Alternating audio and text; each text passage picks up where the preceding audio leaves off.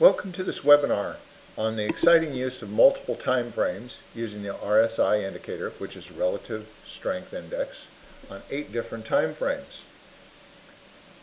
Most people know what the RSI is. It's a very common and well-used indicator, and anything that you utilize and you want to use it on higher time frames, this becomes a great tool for that type of a thing.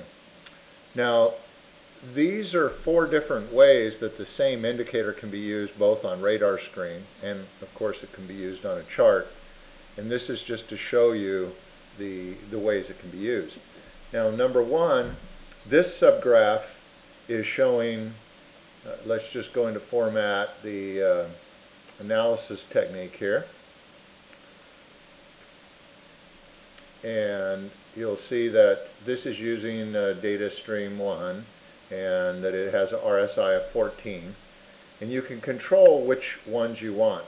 Current means whatever the chart is, so this happens to be a 5-minute.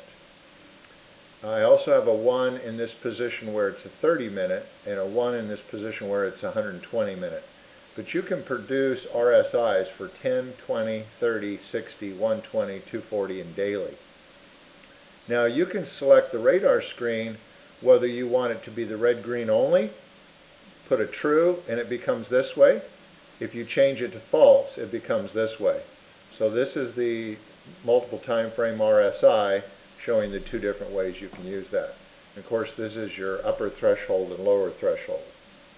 So those are the inputs, and that sets up this multiple time frame RSI.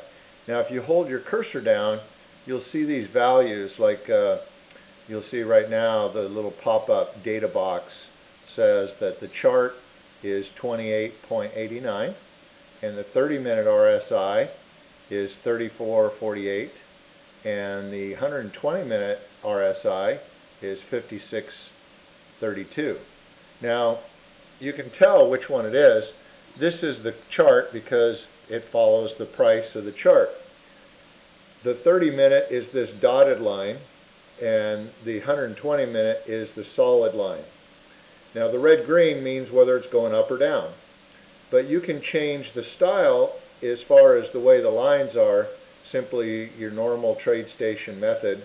By going in and changing this, you can make it look however you want so that you know what line is what. Now, the second indicator on here is the RSI, but with the gap removed. And let's just take a look here. Let's see if we can find, probably go to stock. Let's go to SPY. And anything you click on here, it automatically populates over here to your chart. So let's take a look at SPY and see if we can find a nice gap here that then we can see the difference of having the gap removed.